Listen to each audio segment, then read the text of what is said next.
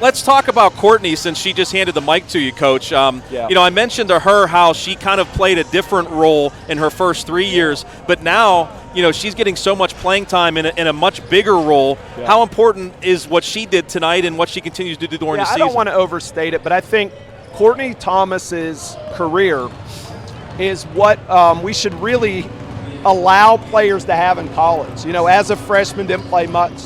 Sophomore COVID, last year kind of a role player, but she chipped away at it. And Courtney was somebody who scored every point that her high school team did, right? She was one of their premier people, and that was an adjustment for her.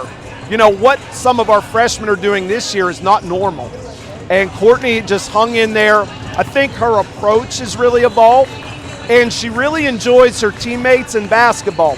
And then when it's over, she's Miss Thomas, she's Courtney, she's all those things. But I think it's allowed her to really enjoy it and be in it. And being present is a really important thing to be.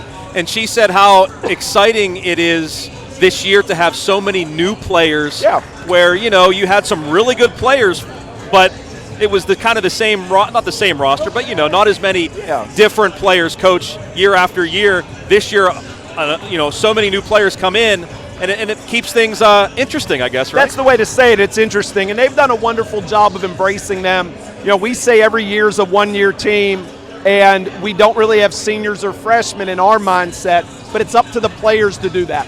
And it's little things like Courtney will do laundry and carry a bag as quick as anybody. It's not freshmen have to do it. And I think that allows everybody to feel a part of it and comfortable, but it's only as good as your leaders. And, I'd be remiss to say Jaron Gill was the first one that really turned that. Yeah. And Jaron really embraced the idea that, I'm here to serve, not be served as a senior. And I think that it's carried on over time, and we've been fortunate enough to have some great leaders throughout.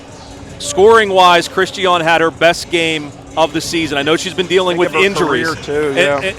Is this a career high for her? I think so. Oh, okay. Yeah. Wow, you have a really good memory. Ask me when laundry is. What you have for lunch today? I have no idea. Yeah. Is she getting there in terms of health-wise? Because she looked really good tonight. Well, she's somebody, without getting too deep, the way she has to play with teammates this year and last year is different. And so I think she's finding a way to be herself with new surroundings, right? And when you think about it, she was the 6th player of all 5 starters that left. Yeah. And Courtney is really the main player she spent time with. And so she's had to learn how to ebb and flow off of that. I give her a lot of credit for being coachable and open to change. And it was great to see her really kind of feel it as she went. What changed in the second half in your eyes to allow you guys to really take over the game, Coach? I think our players, I thought Sakira was awesome on defense. Yeah. And that really sparked us.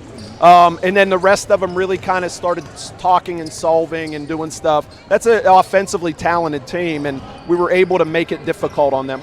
Coach, go ahead, Ron. It was nice to see Eisner get a lot of minutes when Harrelson got into foul trouble, but Harrelson had a great second half. She did.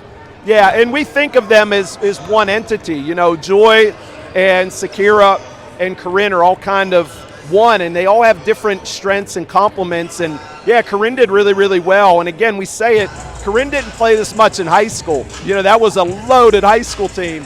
And so Corinne's really learning on the fly, and it's awesome for her.